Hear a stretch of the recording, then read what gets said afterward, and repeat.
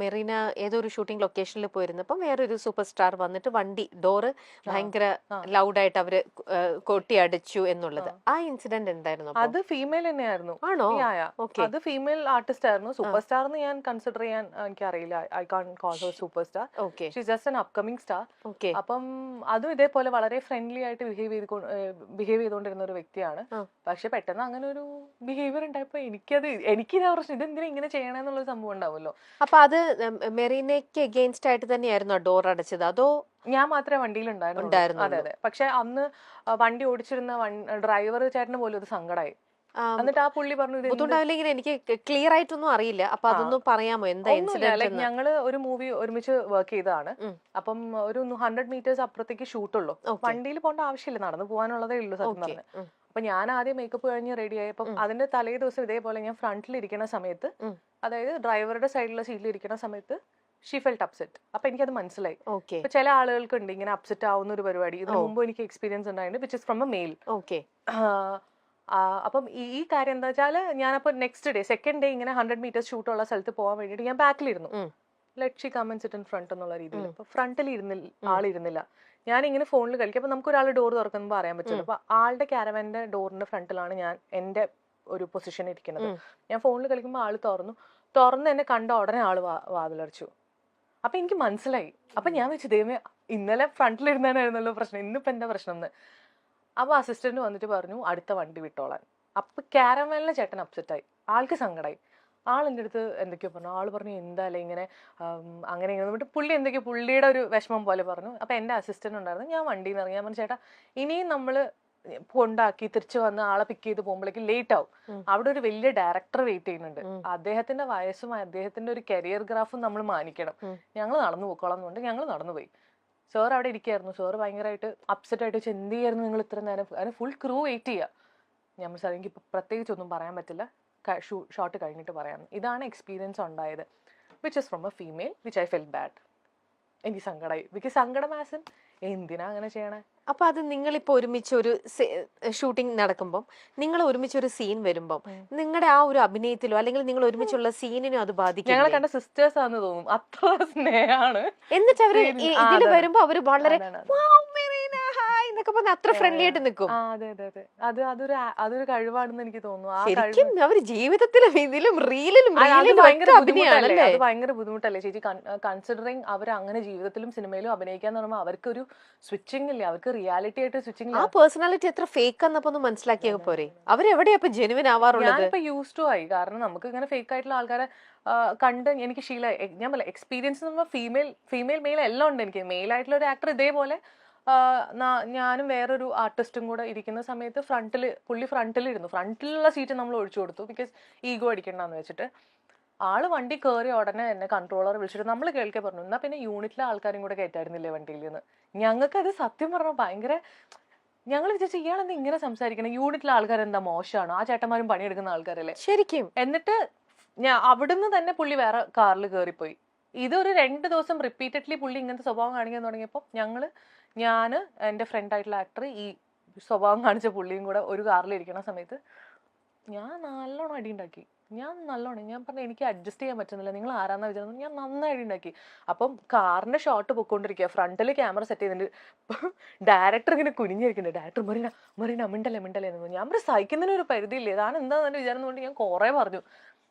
അപ്പോൾ ആൾക്ക് മനസ്സിലായി. ആള് പറഞ്ഞു താൻ റെഡി ആകുമ്പോൾ സ്റ്റാർട്ട് ചെയ്യാമെന്ന്. ലൈക്ക് ഞാൻ റെഡി ആകുമ്പോൾ നമുക്ക് ഷോട്ട് സ്റ്റാർട്ട് ചെയ്യാമെന്ന്. എനിക്കന്ന് ശരിക്കും ഇൻസൾട്ടഡ് ആയിട്ടേ I felt like I should react. ബാക്കിയുള്ളവർ പേടിച്ചിട്ട് പറയില്ലാന്നേ. പേടി എന്താന്ന് വെച്ചാൽ ഇപ്പൊ ഈ ഡയറക്ടർ പോയിട്ട് ആക്ടർ എടുത്ത് എന്തെങ്കിലും പറഞ്ഞാൽ ആക്ടർ പറയാം നാളെ മുതൽ ഞാൻ വരില്ല, അവളോട് സോറി പറയാൻ പറയാം, അല്ലെങ്കിൽ നാളെ മുതൽ ഞാൻ വരില്ല, നിങ്ങൾ എല്ലാവരും യൂണിറ്റുകാരെല്ലാവരും വന്നിട്ട് സോറി പറയാൻ പറഞ്ഞെങ്കിൽ ഇവര് വലഞ്ഞു. കാരണം പ്രൊഡ്യൂസർ പൈസ എത്രയും നഷ്ടമാവും, ഡയറക്ടർക്കും ഈ കാല് പിടിച്ച് നടക്കണ്ടേ. അപ്പൊ എനിക്ക് പറയാനുള്ള ഞാൻ തന്നെ പറഞ്ഞു. Amar Akbar Anthony, Happy Wedding, Aby, Chunks, Vikruthi, 21 grams, കുറുക്കൻ, വിവേകാനന്ദൻ വൈറലാണ് എന്നിവയാണ് മെറീന മൈക്കിൾ എന്ന നടി നമുക്ക് നൽകിയ മികച്ച ചിത്രങ്ങൾ. വിനീത് ശ്രീനിവാസന്റെ നായികയായി മെറീന മൈക്കിൾ ഏറെ ശ്രദ്ധ നേടിയിട്ടുണ്ട്.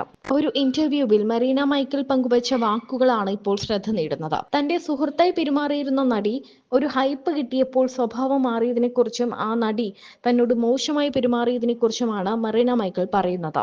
തന്റെ മുന്നിൽ ഡോറ് വലിച്ചടച്ചതിനെ കുറിച്ചുമൊക്കെ മെറീന മൈക്കൽ തുറന്ന് സംസാരിക്കുന്നുണ്ട്. ആരാണ് ആ നടിയെന്ന് കമന്റുകളിൽ നോക്കിയാൽ ഗ്രേസ് ആന്റണി എന്ന് പറയുന്നുണ്ട്.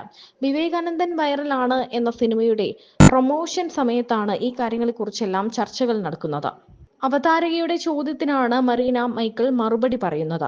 എന്താണ് ആ നടിയുമായുള്ള പ്രശ്നം? അങ്ങനെയുള്ള ചോദ്യങ്ങൾക്കാണ് തന്നോട് വളരെ മോശമായ ഒരു നടി പെരുമാറിയതിനെ കുറിച്ചും താൻ അതിനെ എങ്ങനെ റിയാക്ട് ചെയ്തു എന്നതിനെ കുറിച്ചുമെല്ലാം മറീന തുറന്ന് സംസാരിക്കുന്നത്.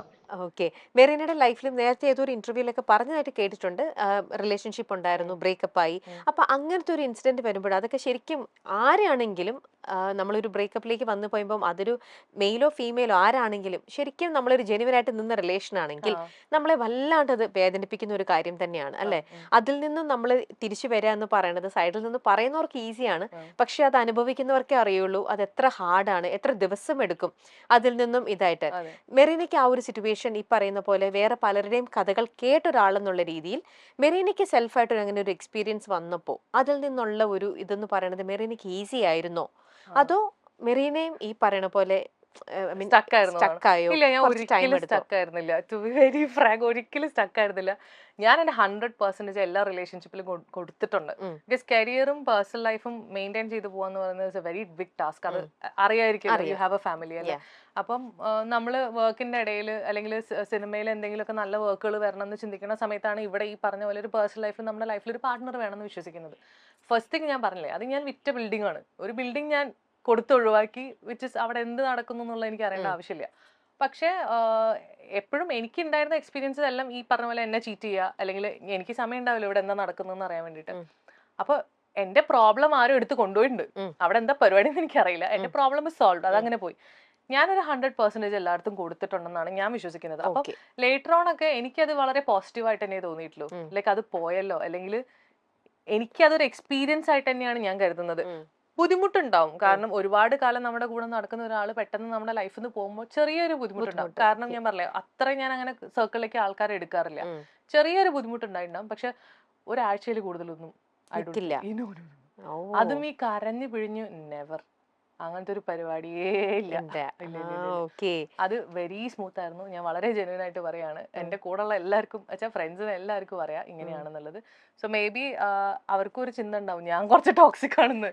കാരണം ഇവർക്കൊരു പ്രശ്നമില്ലല്ലോ. അതെ, ഇത്ര കൂളായിട്ട് പോകുന്ന കാണുമ്പോൾ പെട്ടെന്ന് അപ്പൊ നമ്മുടെ ഭാഗത്താണോ മിസ്റ്റേക്ക്, അതുകൊണ്ടാണ് ഇവൾ ഇത്ര കൂളായിട്ട് എന്നുള്ളൊരു. ലാസ്റ്റ് ഉണ്ടായിരുന്ന റിലേഷൻഷിപ്പ് വളരെ പ്രശ്നമുള്ള റിലേഷൻഷിപ്പ് ആയിരുന്നു. ഭയങ്കര ടോക്സിക് എന്ന് പറഞ്ഞാൽ ഞങ്ങൾ ഭയങ്കര പീസ്ഫുൾ ആയിട്ടുള്ള റിലേഷൻഷിപ്പിൽ അപ്കോർഡ് ഭയങ്കര അണ്ടർസ്റ്റാൻഡിങ്, ഭയങ്കര നല്ല രീതിയിൽ പോകുന്ന റിലേഷൻഷിപ്പ് ആയിരുന്നു. പക്ഷെ അതിന്റെ ഇടയിൽ ഈ പറഞ്ഞ പോലെ ഓൾ ഓഫ് എ സഡൻ പെട്ടെന്നൊരു പ്രശ്നം വന്നപ്പോൾ എനിക്കത് എന്താ സംഭവം എന്ന് മനസ്സിലാവാത്ത രീതിയിൽ ഒരു പ്രശ്നം വരുന്നു, ആള് പോകുന്നു, വേറെ റിലേഷൻഷിപ്പ് ആയിട്ടാണ് ആള് പോയതെന്ന് എനിക്ക് മനസ്സിലായി. അപ്പം എനിക്കൊന്നും ജഡ്ജ് ചെയ്യാൻ പറ്റാത്ത ഒരു ടൈമിലായിപ്പോയി. ബിക്കോസ് അച്ഛൻ മരിക്കുന്ന ഒരു ടൈം, അത് പിന്നെ പപ്പയ്ക്ക് ക്യാൻസർ ആയിരുന്നു. അപ്പൊ അത് ആ ടൈമിനിടയിൽ എല്ലാം കൂടെ ഒരുമിച്ച് വന്നപ്പോ നമുക്ക് ആ ഒരു സ്ട്രെസ് ഉണ്ടാവില്ലേ. പിന്നെ പപ്പയ്ക്ക് ഇവിടെ വയ്യാണ്ടിരിക്കുന്നതിനെക്കാട്ടി ഇമ്പോർട്ടന്റ് ആയിട്ടുള്ള ഒരു കാര്യം എന്റെ ലൈഫിലില്ല. ഇങ്ങനെ പോവേ വരെ എന്ത് വേണം ചെയ്യട്ടെ എന്നുള്ള രീതിയിലായിരുന്നു ഞാൻ അപ്പം. ബിക്കോസ് എന്റെ കംപ്ലീറ്റ് ഫോക്കസ് ഇവിടെ ഒരാൾ മരിക്കാൻ പോകുന്നു, അദ്ദേഹത്തിനെ എങ്ങനെ പ്രൊട്ടക്ട് ചെയ്യുക, എങ്ങനെ ടേക്ക് കെയർ ചെയ്യുക എന്നുള്ളത് മാത്രമായിരുന്നു എന്റെ ഫോക്കസ്. പക്ഷെ ആ ടൈം അതായതുകൊണ്ട് ഞാൻ രക്ഷപ്പെട്ടു. അല്ലെങ്കിൽ ഞാൻ രണ്ട് രീതിയിൽ ഡീൽ ചെയ്യേണ്ടി വന്നേനെ. ശരിക്കും ബാക്ക് ടു ആഫ്റ്റർ 2 years ആളുടെ എക്സെപ്റ്റ് എന്റെ നല്ല ബെസ്റ്റ് ഫ്രണ്ട്. ആ കുട്ടിയെ കരഞ്ഞ് വിളിച്ച് ബഹളം വെച്ചിട്ട് വിളിച്ച് സംസാരിക്കാൻ ഞങ്ങൾ നല്ല ഫ്രണ്ട്സ് ആണ്. ഇപ്പൊ അവരും ബ്രേക്കപ്പ് ആയി വിച്ച് ഇസ് ലൈക്ക് കർമ്മ എന്ന് പറയില്ലേ. അപ്പൊ അത് ഞാൻ അറിഞ്ഞു, ഇങ്ങനെയൊക്കെയാണ് കാര്യങ്ങൾ എന്നുള്ളത് ഞാൻ അറിഞ്ഞു. ഞങ്ങൾ നല്ല ഫ്രണ്ട്സ് ആണ്. ഇപ്പൊ അദ്ദേഹത്തിന്റെ ഓരോ കാര്യങ്ങൾ പുള്ളിക്കാരി ട്രോള് പോലെ എന്നെ വിളിച്ചിട്ട് അല്ലെങ്കിൽ എനിക്ക് ഓഡിയോ വെച്ച് ഞങ്ങൾ ചിരിക്കുകയൊക്കെ ചെയ്യും. എനിക്ക് അവളുടെ പേര് പറയാൻ പറ്റില്ല, പക്ഷെ I really wanted to say, but പറയാൻ പറ്റില്ല. പക്ഷെ അത് രസമാണ്. അപ്പൊ എനിക്ക് മനസ്സിലാവണം എന്താ വെച്ചാൽ നമ്മളിത് എന്തിനാ ഇതിന്റെ പുറകെ പോയെന്ന് തോന്നുമല്ലോ. അങ്ങനെ ഒരു ഫീലിംഗ് ഇപ്പൊ എനിക്കുണ്ട്. സോ കഴിഞ്ഞ ദിവസമാണ് മറീന മൈക്കൽ ഒരു കാർ സ്വന്തമാക്കിയത്. കോഴിക്കോട് തിരുവണ്ണൂർ സ്വദേശിയായ മറീന മൈക്കൽ കുരിശിങ്കൽ കോഴിക്കോട്ടെ ടാറ്റ മോട്ടോഴ്സ് ഡീലർഷിപ്പായ റോത്താന മോട്ടോഴ്സിൽ നിന്നാണ് തൂവെള്ള നിറമുള്ള ടാറ്റ നെക്സോൺ സ്വന്തമാക്കിയത്. ഏപ്രിൽ ടാറ്റ മോട്ടോഴ്സ് പുതുതായി അവതരിപ്പിച്ച XZ+ വേരിയന്റ് ആണ് എബി എന്ന സിനിമയിലൂടെ നായികയുമായി മാറിയ മറീന മൈക്കൽ കുരിശിങ്കൽ സ്വന്തമാക്കിയത്.